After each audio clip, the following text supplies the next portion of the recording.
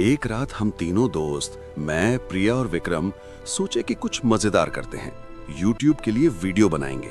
हमने सोचा कि लाहौर से बाहर पंजाब के उस भूले बिसरे गांव में जो पुरानी राय साहब की हवेली है ना, वहीं चलते हैं। सब कहते हैं वहां भूत रहते हैं, जो अंदर गया वापस नहीं आया। हम हंसे, बोले अरे यार ये सब अफवाहें हैं, हम तो अंदर जाकर वीडियो बनाकर दिखाएंगे। स्टार्ट पॉइंट रात के 11 बजे हम पहुंचे। हवेली बाहर से देखने में तो बस पुरानी और वीरान लग रही थी। बड़ा सा लोहे का गेट, जंग लगा हुआ। हमने धक्का दिया, दरवाजा चीखता हुआ खुला। अंदर कदम रखते ही हवा ठंडी हो गई, जैसे कोई हमारी तरफ देख रहा हो। टॉर्च मारी तो सामने लंबा हॉल था। दीवारों पर पुराने पोर्ट्रेट लगे थे राय साहब की फैमिली के, मगर सबकी आंखें खरोच दी गई थी, जैसे कोई चाहता था कि वो ना देख सके। विक्रम ने मजाक किया, बोला यार ये लोग इतने बदसूरत थे क्या? हम हंसे, मगर हंसी जल्दी रुक गई, क्योंकि ऊपर से आवाज आई, जैसे कोई सिसक रहा हो। हम सीढ़ियां चढ़े। हर कदम पर तख्ता चीख रहा था। ऊपर लंबा कॉरिडोर था। आखिरी कमरे का दरवाजा थोड़ा खुला था। अंदर से हल्की लाल रोशनी आ रही थी। प्रिया बोली, यार वापस चलें? मैंने कहा अभी तो शुरू भी नहीं हुआ। दरवाजा धक्का दिया। अंदर एक बड़ा बेडरूम था।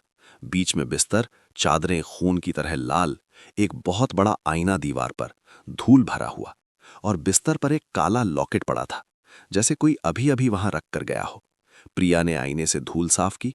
हम तीनों की परछाई दिखी, मगर परछाई मुस्कुरा रही थी। हम तीनों के चेहरे सीधे थे, मगर आईने में मुस्कान थी, बहुत अजीब, बहुत डरावनी मुस्कान। विक्रम पीछे हटा, बोला ये क्या? अचानक दरवाजा जोर से बंद हो गया। कमरा अंधेरा हो गया। फिर सरगोशियां शुरू हुईं। रहो, हमारे साथ रहो, अब तुम भी हमारे हो। हमने दरवाजा खोलने की कोशिश की, नहीं खुला। दीवारें कांपने लगीं, छत से बूंदें गिरने लगीं, गरम, चिपचिपी, खून। और फिर वो दिखे, राय साहब की फैमिली, पीले चेहरे, सड़ते हुए कपड़े, आंखें खाली। वो धीरे धीरे हमारी तरफ बढ़े।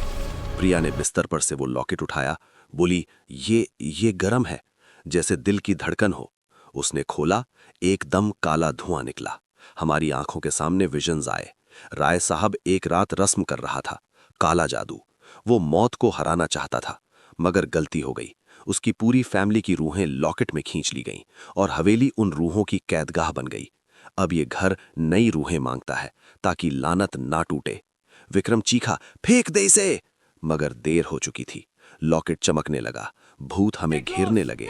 एक औरत का भूत, राय साहब की बीवी, मेरे बिल्कुल सामने आई। उसने सरगोशी की, तुम राज देखने आए थे, अब खुद राज बन जाओगे। मैंने पास पड़ी कुर्सी उठाई और आईने पर मार दी। शीशा छलनी हो गया। लॉकेट फट गया। एक धमाका हुआ, रोशनी फैल गई। भूत चीखते हुए गायब हो गए। दरवाजा अचानक खुल गया। हम भागे, सीढ़ियां गिरते पड़ते नीचे आए, हॉल से निकले, बाहर निकलकर घास पर गिर गए। सांस फूल रही थी। हवेली पीछे खड़ी थी, बिल्कुल खामोश, बिल्कुल नॉर्मल। मगर यार, उस रात के बाद कुछ ठीक नहीं रहा। हर रात मुझे लगता है कोई मेरे घर में चल रहा है। रात को आईना देखता हूं तो मेरी परछाई थोड़ी देर बाद मुस्कुराती है। विक्रम कहता है उसे भी दरवाजे खुलने की आवाज आती है। प्रिया, वो तो अब आईने के सामने खड़े होने से डरती है। हम बच तो गए, मगर कुछ हमारे साथ आ गया।